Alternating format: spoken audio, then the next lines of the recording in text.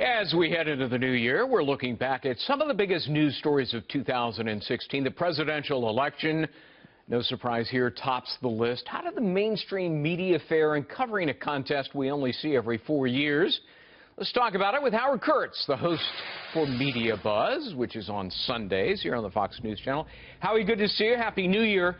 Happy New Year, Greg. I read your column, excellent as always. You described the mainstream media as the biggest losers.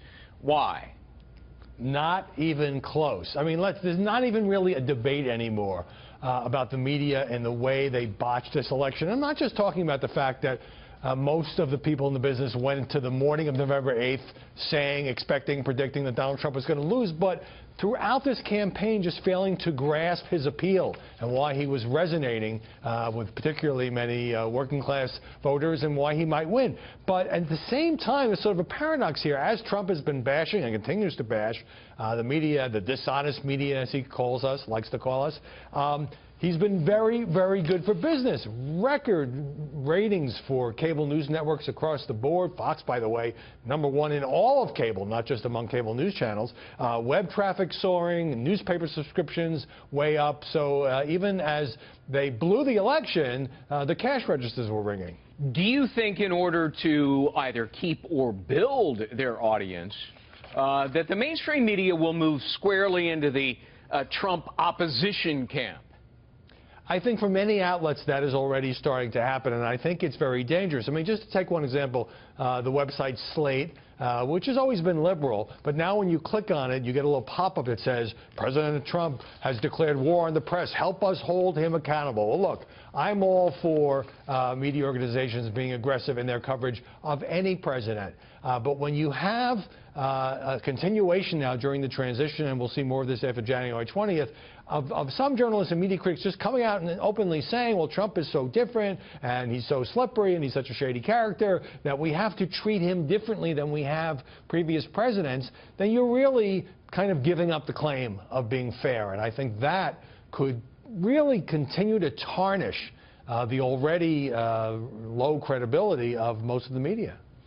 Have the media been guilty of not keeping a critical eye on President Obama as they have perhaps on President-elect Trump? Well, it's varied from time to time, but if you look at 8 years ago when Barack Obama was the president-elect, I mean, you didn't have all these stories about how terrible the cabinet picks were and all the dangerous things that he might do and all the policies that he was going to change from George W. Bush. We expect when the White House changes parties that some of that will happen.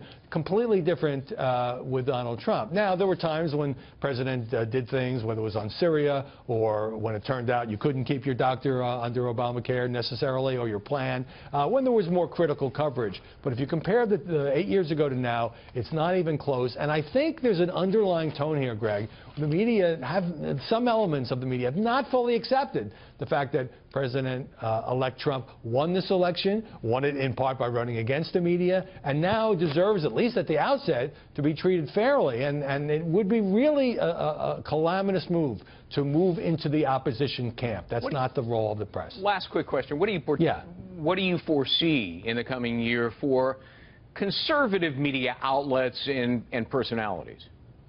Well, remember that among those who were the biggest never-Trumpers were conservative pundits and conservative magazines like National Review and Weekly Standard. So they are going to be in a little different situation than they ordinarily would be with a Republican president. Meanwhile, some of the newer, more populist conservative voices, I think, will enjoy a lot of access to this new administration. All right, Howard Kurtz. Great to see you, Howard, and we'll see you on the program on air on Sunday. New Year's Day. Okay. Okay, thanks.